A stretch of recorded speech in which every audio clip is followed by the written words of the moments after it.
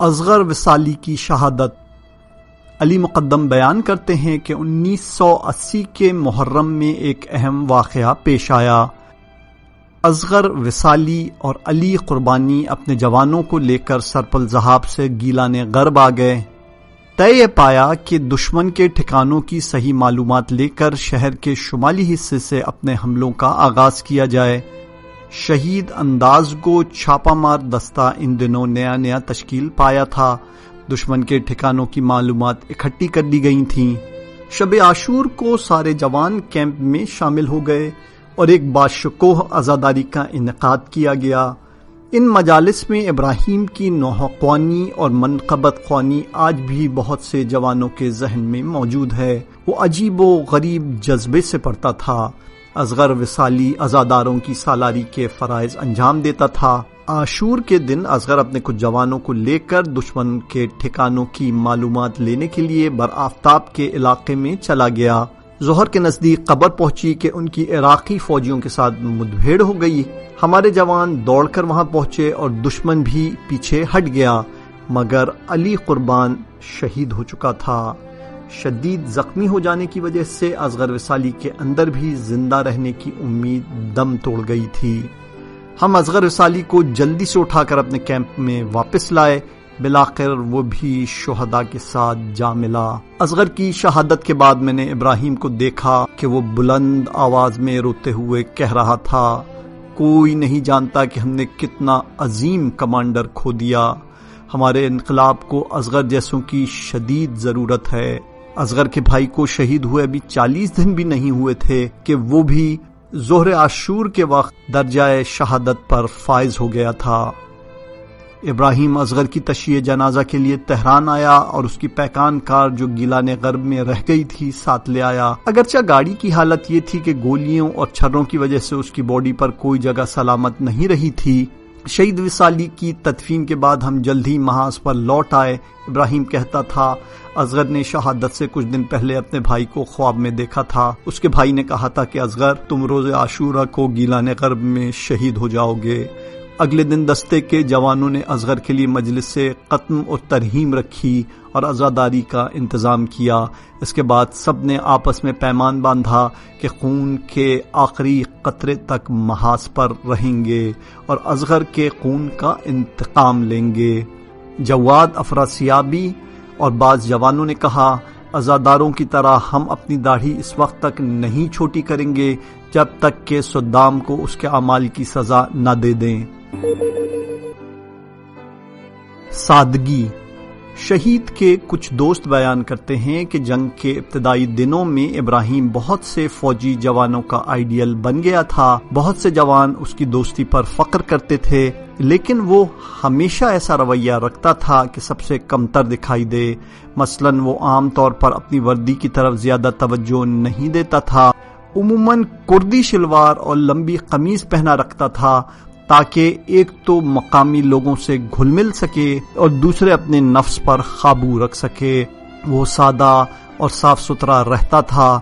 جب ہم نے اسے پہلی بار دیکھا تو یہی سمجھے کہ یہ فوجی جوانوں کا خدمتگار ہے، لیکن کچھ ہی عرصے میں اس کی شخصیت کھل کر ہمارے سامنے آ گئی۔ ابراہیم کا مزاج ہمیشہ سے روایتی انداز سے ہٹ کر تھا۔ وہ اپنی ظاہری شکل و صورت کی طرف توجہ دینے کے بجائے زیادہ تر باطن کی فکر میں رہا کرتا تھا۔ دوسرے جوان بھی اس کی پیروی کرتے تھے۔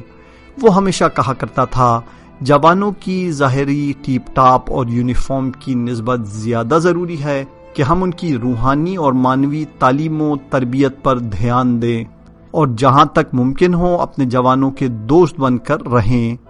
اس فکر کا نتیجہ اس گروپ کے حملوں میں نظر آتا تھا۔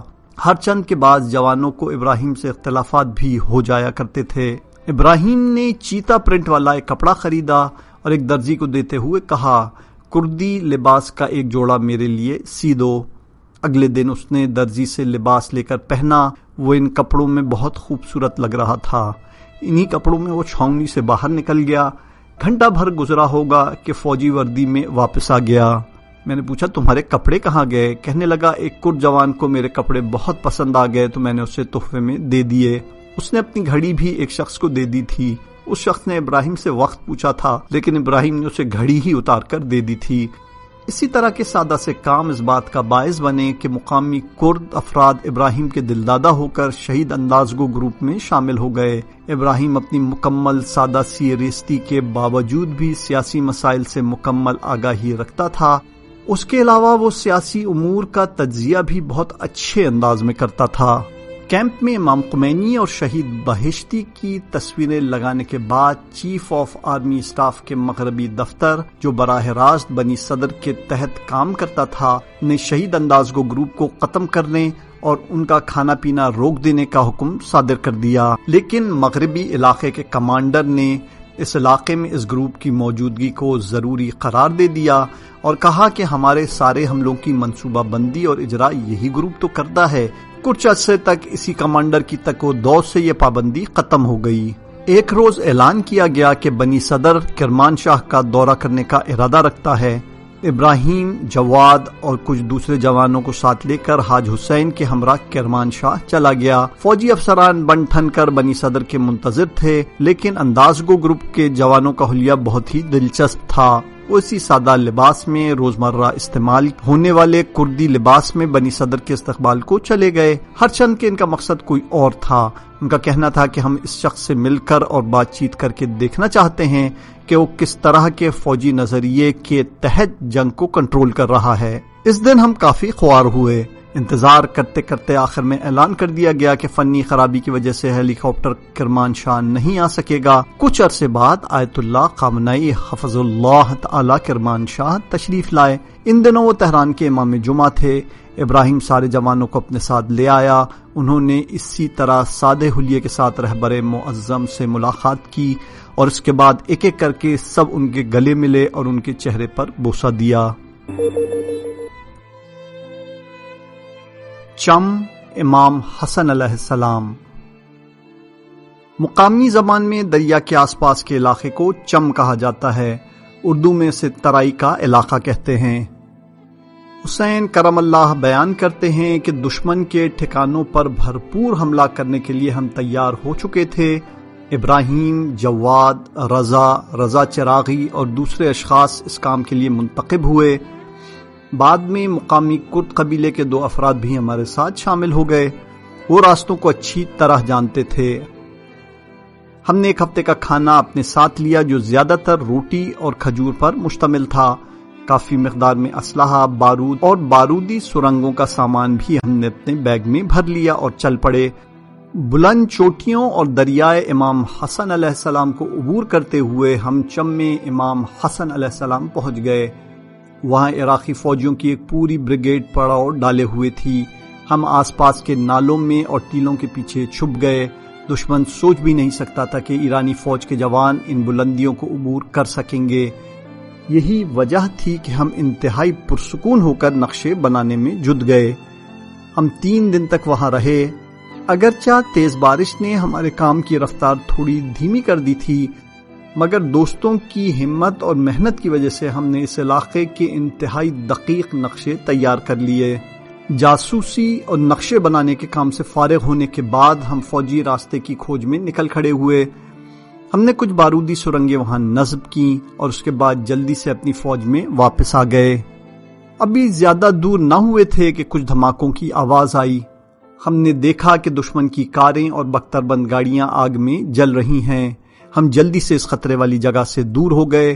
تھوڑی دیر بعد ہم اس بات کی طرف متوجہ ہوئے کہ دشمن کی ٹینک پیادہ فوجیوں کے ساتھ ہمارے تعاقب میں ہیں۔ ہم نالوں کے اندر سے گزرتے اور ٹیلوں کے پیچھے چھپتے چھپاتے دریائے امام حسن تک پہنچ گئے۔ ہمارے دریا عبور کر جانے کے بعد ٹینک ہمارا تعاقب جاری نہیں رکھ سکتے تھے۔ دریا سے نکل کر ہم نے ایک مناسب جگہ دیکھ لی اور وہاں آرام کرنے لگے۔ کچھ منٹ گزرے تو دور سے ہیلی کاپٹر کی آواز آئی۔ اس کا تو ہم نے سوچا ہی نہ تھا۔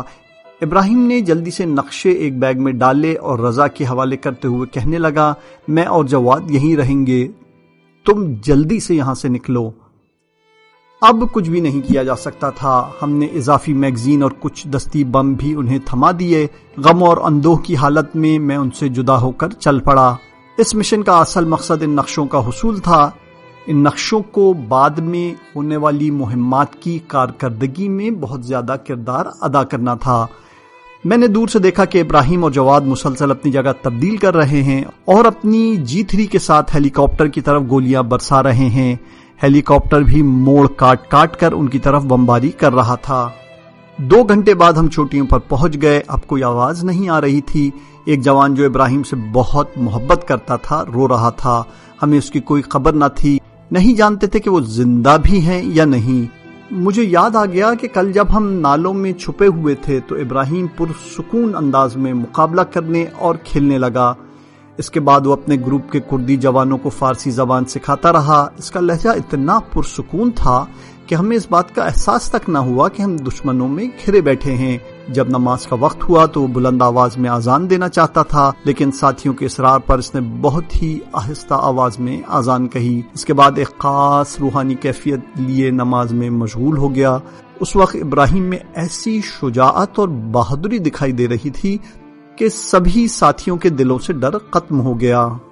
اب رات ہو چکی تھی۔ ابراہیم کو دیکھے کافی وقت ہو چکا تھا۔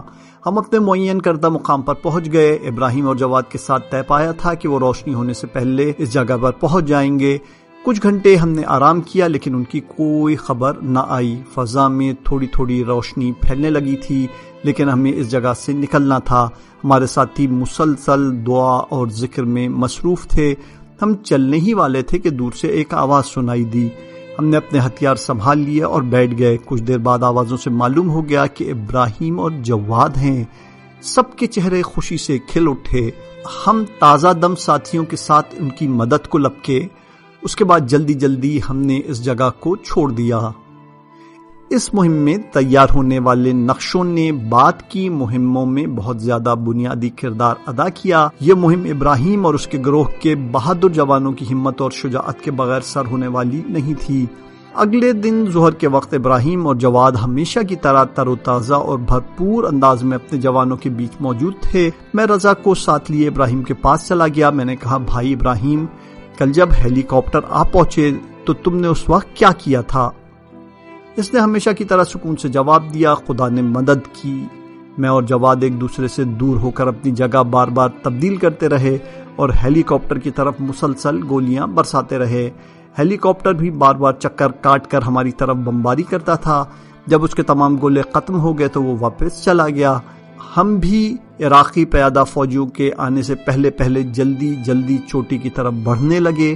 البتہ کچھ چھرے ہمیں ضرور لگے تاکہ یادگار رہ جائیں۔ مہدی فریدوند اور مرتضی پارسائیان بیان کرتے ہیں کہ دوسروں کا احترام کرنا ابراہیم کی خصوصیات میں سے ایک اہم خصوصیت تھی، یہاں تک کہ وہ جنگی قیدیوں کا بھی احترام کیا کرتا تھا۔ ہم ہمیشہ اس کے منہ سے یہ سنتے تھے کہ ہمارے یہ دشمن زیادہ تر جاہل اور ناآگاہ لوگ ہیں، ہمارے اندر انہیں حقیقی اسلام کی جھلک دیکھنی چاہیے۔ اس وقت تم دیکھو گے کہ یہی لوگ باسی حکومت کے مخالف ہو جائیں گے۔ یہی وجہ تھی کہ اکثر مہموں میں اس کی یہ کوشش ہوتی تھی کہ وہ دشمن فوجیوں کی طرف گولی برسانے کے بجائے انہیں اپنی قید میں لے لے۔ قیدیوں کے ساتھ بھی اس کا سلوک بہت اچھا ہوتا تھا۔ ہمارے جوان 3 عراقی فوجیوں کو قید کر کے شہر میں لے آئے۔ ابھی تک ان کی نگرانی کے لیے کسی جگہ کا بندوبست نہیں کیا گیا تھا۔ ان کی حفاظت کی ذمہ داری بھی ہم نے ابراہیم کے سپرد کر دی۔ جو سامان بھی ہمارے واسطے آتا تھا یا جو کچھ بھی ہم کھاتے تھے، ابراہیم اسے ان قیدیوں میں بھی تقسیم کر دیتا تھا۔ یہی وجہ تھی کہ باقی لوگ حتیٰ کہ وہ قیدی بھی ابراہیم پر فریفتہ ہو گئے۔ اسے تھوڑی بہت عربی بھی آتی تھی۔ فارغ اوقات میں وہ ان کے پاس بیٹھ جاتا اور ان کے ساتھ باتیں کیا کرتا۔ ابراہیم 2 دن تک ان کے ساتھ رہا، یہاں تک کہ قیدیوں کو لے جانے والی گاڑی آ گئی۔ انہوں نے ابراہیم سے پوچھا، تم بھی ہمارے ساتھ آؤ گے؟ جب انہوں نے ابراہیم کی طرف سے نفی میں جواب سنا تو بہت رنجیدہ ہوئے، روتے ہوئے درخواست کر رہے تھے کہ ہمیں یہیں رہنے دیا جائے، جو کچھ آپ لوگ کہیں گے ہم وہ کریں گے، حتیٰ کہ ہم باسیوں کے ساتھ جنگ کرنے پہ بھی تیار ہیں۔ منطقہ بازی دراز کی چوٹیوں پر حملے کا آغاز ہو چکا تھا۔ ہم 2 افراد چوٹی کی بلندی کی طرف تھوڑا سا آگے بڑھے. ہم اپنے ساتھیوں سے دور ہو گئے. ایک مورچے پر پہنچے کہ جس میں بہت سے عراقی فوجی موجود تھے. میں نے اسلحے سے انہیں باہر نکلنے کا اشارہ کیا. مجھے توقع نہیں تھی کہ وہ اتنے زیادہ ہوں گے. ہم 2 جبکہ وہ 15 تھے. میں نے انہیں چلنے کو کہا مگر وہ اپنی جگہ سے ہل ہی نہیں رہے تھے. وہ ہمارے سامنے ایسے کھڑے ہو گئے کہ جب بھی ممکن ہو ہم پر حملہ کر دیں. شاید انہوں نے بھی یہ نہیں سوچا ہوگا کہ ہم 2 ہی ہیں. میں دوبارہ چلایا جلدی چلو اور اپنے ہاتھ سے اشارہ بھی کیا، لیکن وہ سب اپنے پیچھے کھڑے اپنے افسر کی طرف دیکھ رہے تھے. باسی افسر اپنی بھووں کو اوپر کی طرف حرکت دے رہا تھا، یعنی نہ جاؤ. میں خود بہت ڈر گیا تھا. ابھی تک ایسی صورتحال سے پالا نہیں پڑا تھا. خوف سے میرا منہ کڑوا ہو گیا. ایک دفعہ تو میں نے سوچا کہ ان سب کو کلاشنکوف سے بھون ڈالوں، مگر یہ درست نہیں تھا. کسی بھی وقت کوئی برا اتفاق پیش آ سکتا تھا. میں نے ڈر کے مارے اسلحے کو مضبوطی سے تھام لیا، خدا سے مدد طلب کی. اچانک مورچے کے پیچھے سے ابراہیم نظر آ گیا. وہ ہماری طرف آ رہا تھا. مجھے عجیب سا اطمینان حاصل ہوا. وہ جیسا ہی پہنچا تو میں نے قیدیوں کی طرف دیکھے دیکھے کہا، آغا ابراہیم مدد کرو. اس نے پوچھا کیا ہوا؟ میں نے کہا اصل مسئلہ اس عراقی افسر نے بنایا ہوا ہے. وہ نہیں چاہتا کہ یہ لوگ یہاں سے ہلیں. اس کے بعد میں نے عراقی افسر کی طرف اشارہ کیا. اس کا یونیفارم اور رینک دوسروں سے مختلف تھا. ابراہیم نے اسلحہ اس کے کاندھے سے اتارا اور آگے بڑھا. ایک ہاتھ سے افسر کا کالر اور دوسرے ہاتھ سے اس کا بیلٹ پکڑ کر اسے اچانک اٹھا لیا اور کئی میٹر دور تک اچھال کر پھینک دیا. سارے عراقی ڈر کے مارے زمین پر بیٹھ گئے اور اپنے ہاتھ اوپر کر لیے. عراقی افسر بار بار ابراہیم کی منتیں کر رہا تھا اور مسلسل رو بھی رہا تھا. میں حیران رہ گیا اور خوشی سے پھولے نہیں سما رہا تھا. تھوڑی دیر پہلے کا سارا خوف ہرن ہو چکا تھا. ابراہیم نے عراقی افسر کو باقی قیدی فوجیوں کے درمیان گھمایا. اس دن خدا نے ابراہیم کو ہماری کمک کے لیے بھیج دیا تھا. اس کے بعد ہم قیدیوں اور افسر کو لے کر چوٹی سے نیچے اتر آئے. نیمہ شعبان. شہید کے کچھ دوست بیان کرتے ہیں کہ 15 شعبان کے دن عصر کے وقت ابراہیم چھاونی میں داخل ہوا. گزشتہ آدھی رات سے وہ غائب تھا اور جب کہ آیا تھا تو ایک عراقی قیدی کو اپنے ساتھ لے آیا تھا. میں نے پوچھا آغا ابراہیم کہاں تھے تم اور یہ قیدی کون ہے؟ اس نے جواب دیا میں آدھی رات کو دشمن کی طرف چلا گیا تھا. سڑک کے کنارے ایک جگہ جا کر چھپ گیا اور وہاں سے گزرنے والی عراقی گاڑیوں کو غور سے دیکھنے لگا. جب سڑک خالی ہو گئی تو دیکھا کہ ایک عراقی جیپ جس میں ایک آدمی سوار تھا میری طرف آ رہی تھی. میں نے جلدی سے سڑک کے درمیان جا پہنچا اور عراقی افسر کو گرفتار کر کے واپس آ گیا. راستے میں نے سوچا کہ یہ بھی ہماری طرف سے امام زمانہ عجل اللہ تعالی فرجہ الشریف کو ہدیہ ہے، لیکن پھر میں اپنے اس خیال پر پشیمان ہو گیا. میں نے سوچا ہم کہاں اور امام زمانہ کو دیا جانے والا تحفہ کہاں. اس روز ہم سب اکٹھے ہو کر ایک جگہ بیٹھ گئے. ہر موضوع پر باتیں ہوتی رہیں، یہاں تک کہ ایک جوان ابراہیم سے پوچھنے لگا آپ کی نظر میں محاذ پہ لڑنے والے کمانڈرز میں سے سب سے بہترین کون سا ہے اور کیوں؟ ابراہیم نے تھوڑی دیر سوچنے کے بعد کہا سپاہ کے جوانوں میں سے میں محمد بروجردی جیسا کسی کو بھی نہیں سمجھتا. محمد نے ایسا کام کیا کہ کوئی اسے کرنے کا سوچ بھی نہیں سکتا. کردستان میں ڈھیروں مشکلات کے باوجود اس نے کرد مسلمانوں کا ایک فدائی گروہ تیار کر لیا اور اس کے ذریعے کردستان میں امن و امان بحال کر دیا. فوج کے افسروں میں سے میجر علی سیاد شیرازی جیسا کوئی نہیں، کیونکہ وہ رضاکار فوجیوں سے بھی زیادہ سادہ انداز میں زندگی گزارتے ہیں. آغا فوجی بعد میں ہیں اور ایک حزب اللہ اور مومن جوان پہلے ہیں. فضائیہ کے افسران میں سے جتنا چاہو تلاش کر لو، کیپٹن شیروردی سے زیادہ کوئی قابل نظر نہیں آئے گا. کیپٹن صاحب نے سرپل زہاب کے علاقے میں اپنے ہیلی کاپٹر سے کئی عراقی حملوں کو ناکام بنا کر رکھ دیا تھا. اگرچہ وہ ایئر بیس کمانڈر کے عہدے تک پہنچ چکے ہیں، مگر پھر بھی اتنی سادہ زندگی بسر کرتے ہیں کہ آپ کو تعجب ہوگا. میں جب محکمہ کھیل و ورزش میں تھا تو کچھ جوڑے ورزشی جوتوں کے لے آیا تھا، جن میں سے میں نے ایک کیپٹن صاحب کو دیا. ایئر بس کمانڈر ہونے کے باوجود بھی ان کے پاس مناسب جوتے نہ تھے. باتوں باتوں میں بات یہاں تک پہنچ گئی کہ ہر کوئی اپنی اپنی خواہش بیان کرنے لگا. ہر کوئی کچھ نہ کچھ بیان کر رہا تھا. البتہ اکثر نوجوانوں کی آرزو شہادت تھی. ابو الفضل کاظمی کی طرح بعض دوست مذاق میں کہتے تھے خدا نیک اور اچھے بندوں کو ہم سے جدا کر دیتا ہے۔ یہی وجہ ہے کہ ہم مسلسل گناہ کرتے رہتے ہیں تاکہ فرشتوں کی توجہ ہماری طرف نہ ہو۔ ہم ابھی زندہ رہنا چاہتے ہیں۔ سب جوان ان کی باتوں پر ہنسنے لگے۔ اس کے بعد ابراہیم کی باری آئی۔ سب ابراہیم کی آرزو جاننے کے منتظر تھے۔ ابراہیم نے تھوڑی دیر سکوت کے بعد کہا، میری آرزو بھی شہادت ہے، مگر ابھی نہیں۔ مجھے یہ بات بہت پسند ہے کہ میں اسرائیل سے لڑتے ہوئے شہید ہوں۔ میں اللہ صبح خفیہ مورچوں سے گیلان غرب کی طرف لوٹ آیا تھا۔ چھاؤنی میں داخل ہوا، خلاف معمول وہاں کوئی نہ تھا۔ کچھ دیر وہاں ٹہلتا رہا مگر بے سود۔ میں ڈر گیا کہ کہیں عراقیوں نے شہر پر قبضہ ہی نہ کر لیا ہو۔ میں نے صحن میں کھڑے ہو کر بلند آواز میں پکارا، وہاں پر کوئی نہ تھا۔ ایک کمرے کا دروازہ کھلا تو ایک جوان نے مجھے اپنی طرف آنے کا اشارہ کیا۔ میں کمرے میں داخل ہوا تو سب لوگ کمرے میں رو با قبلہ خاموشی سے بیٹھے تھے۔ ابراہیم اکیلا ساتھ والے کمرے میں بیٹھا، سوزناک آواز میں کوئی نوحہ پڑھ رہا تھا۔ وہ اپنے لیے پڑھ رہا تھا، امام زمانہ سے مناجات کر رہا تھا۔ اس کی آواز میں اتنا درد تھا کہ وہاں بیٹھے سبھی افراد آنسو بہا رہے تھے۔ شہید ابراہیم ہادی کی ملکوتی آواز میں سیدہ کونین حضرت زہرا صلوات اللہ علیہا کی شان میں ایک نوحہ۔